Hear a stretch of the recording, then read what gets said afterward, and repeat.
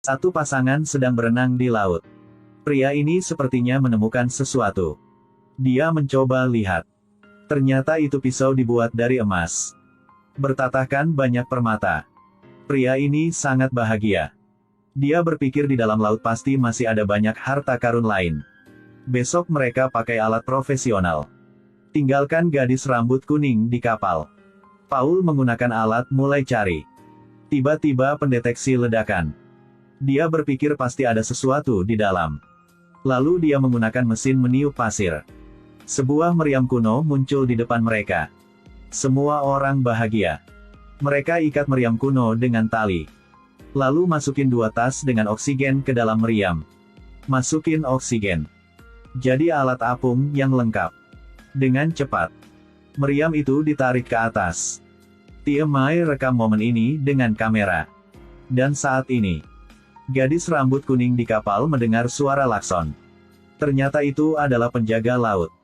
Dia langsung panik. Jika polisi tahu mereka sedang melakukan apa, pasti semua akan diambil. Dan Tia Mai di dalam air juga sudah tahu. Dengan cepat suruh mereka berhenti. Mereka langsung lepaskan oksigen dari dalam tas. Untuk meriam tidak naik ke atas. Tapi Paul membuat kesalahan. Lepaskan semua oksigen. Saat panik, tangan Paul terikat ke tali. Dia tenggelam bersama meriam. Meriam dengan cepat turun ke dalam laut lagi. Dan tangan Paul tertekan oleh meriam.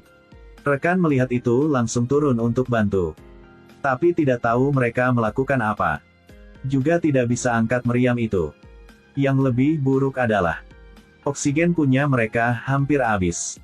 Hanya sisa sedikit oksigen lagi. Yang lebih buruk sudah muncul. Sekelompok ikan hiu mendekati mereka.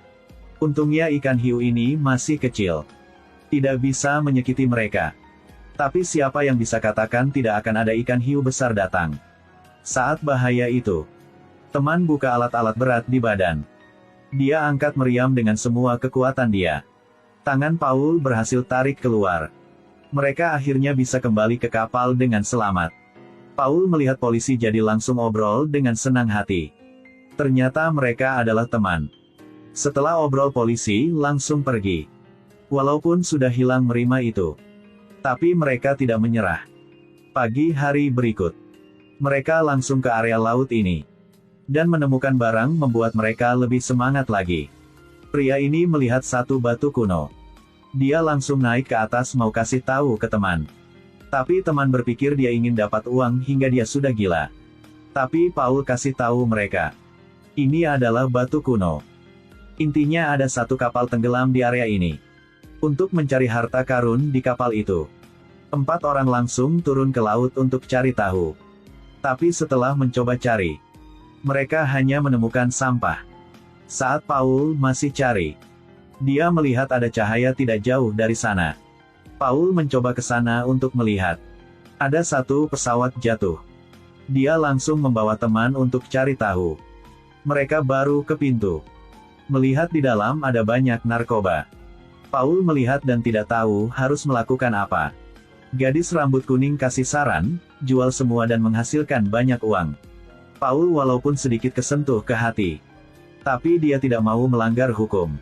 Setelah pulang mereka sedang berpikir harus melakukan apa dengan narkoba itu.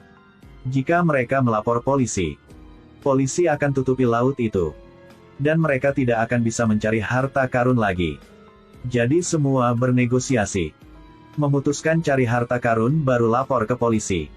Hari berikut mereka mulai cari lagi. Tapi gadis rambut kuning tiap hari hanya berpikir soal duit. Saat teman tidak melihat, dia diam-diam masuk ke dalam pesawat. Tidak hati-hati pecahkan scuba. Menunggu semua naik ke atas. Paul melihat gadis rambut kuning belum naik. Paul merasa ada yang salah. Dia suruh teman lemparkan satu scuba. Langsung turun ke bawah untuk mencari. Sampai ke pesawat itu. Akhirnya menemukan gadis rambut kuning di dalam. Menunggu mereka balik ke kapal. 2 penjahat dari jauh melihat mereka. Saat mereka mencoba turun ke laut lagi. Mereka ke kapal dan mencoba cari. Saat Paul balik ke kapal, 2 penjahat itu sudah pergi. Paul melihat topi yang ditinggalkan oleh penjahat. Dia sadar bahwa itu adalah bawahan tim cari harta karun. Paul langsung mencari kapten. Tapi kapten tidak mengakui. Paul merasakan bahaya. Jika tidak dapat harta karun, kemungkinan kapten akan tahu. Tapi masalah besar mereka sekarang adalah alatnya kurang. Jika mau beli alat yang mahal itu butuh uang yang banyak. Saat ini sahabat beri saran. Bawa narkoba itu dan menjual semua. Jadi ada uang untuk beli alat-alat yang mahal. Walaupun Paul sangat mau. Tapi dia masih menolak. Teman tidak mau hilang kesempatan ini. Jadi dia bawa gadis rambut kuning masuk ke dalam pesawat itu. Ambil banyak narkoba. Mencari bos mafia di wilayah ini. Lalu ingin jual narkoba untuk dia. Tapi mereka tidak dapat uang. Mereka ditangkap. Obat-obatan di bawah laut dibuang oleh bos kakak. Paul dapat kabar langsung mencari mereka berdua. Bos pakai pistol untuk mengancam Paul. Suruh mereka dalam 3 hari harus kasih semua narkoba itu. Jika tidak akan bunuh mereka. Paul tidak bisa mundur lagi. Hanya bisa setuju dengannya. Selamatkan mereka berdua. Mereka mencoba pikir cara untuk bertahan hidup. Tapi Tiemai tidak mau melanggar hukum. Jadi tidak mau ikut campur soal ini lagi. Sekarang hanya mereka bertiga turun ke dalam laut. Lalu ada sesuatu terjadi. Pria ini sedang mencari harta karun. Menemukan pesawat tidak jauh dari sana. Dia mencoba ke dalam pesawat dan menemukan sesuatu. Di dalam ada banyak narkoba. Mereka langsung pikir cara. Tapi saat ini ada ikan hiu muncul. Gadis rambut kuning tidak tahu apa. Detik berikut dia digigit oleh ikan hiu. Paul mendengar itu jadi turun ke dalam air untuk bantu. Tapi kaki gadis itu telah digigit. Paul harus potong tali yang tarik narkoba. Langsung bawa gadis itu ke rumah sakit. Tapi akhirnya terlambat. Gadis itu tidak bisa diselamatkan lagi. Tiemai setelah tahu dia juga datang ke rumah sakit untuk menghibur yang lain. Mereka sedih keluar dari rumah sakit. Tidak menyangka di tengah jalan. Bertemu dengan bos mafia kemari untuk ambil narkoba. Paul langsung pergi. Tapi bajingan itu masih ikut dari belakang. Paul biarkan teman nyetir mobil. Dia sendiri akan hentikan penjahat di belakang. Di jalan Tiemai ke kantor polisi untuk laporkan. Paul keluarkan pisau emas dapat dari laut. Kasih ke bos mafia. Dan bilang ada kapal yang tenggelam di laut area itu. Di dalam ada banyak harta. Ketika bos mafia senang kembali ke kapal. Ditembak ke kepala. Ternyata kapten juga tertarik dengan narkoba itu. Dia bunuh bos mafia. Paul dengan cepat melompat ke dalam laut. Paul pintar sembunyi di bawah kapal. Dan seperti itu dia lolos. Tiemai mencari ke polisi. Ternyata dia adalah rekan kapten. Tiemai menjadi sandera. Paul sangat marah setelah tahu itu. Demi keselamatan Tiemai, Paul hanya bisa setuju dengan kapten untuk mencari narkoba itu. Tapi ketika sampai ke laut yang ada narkoba, Paul ambil kesempatan melompat ke laut. Kapten juga langsung turun untuk mencari. Ketika Paul turun langsung bersembunyi di dalam pesawat. Dan teman dia juga ada di sana.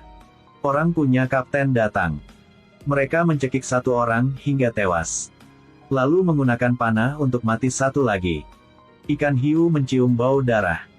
Langsung menelan yang cari mereka.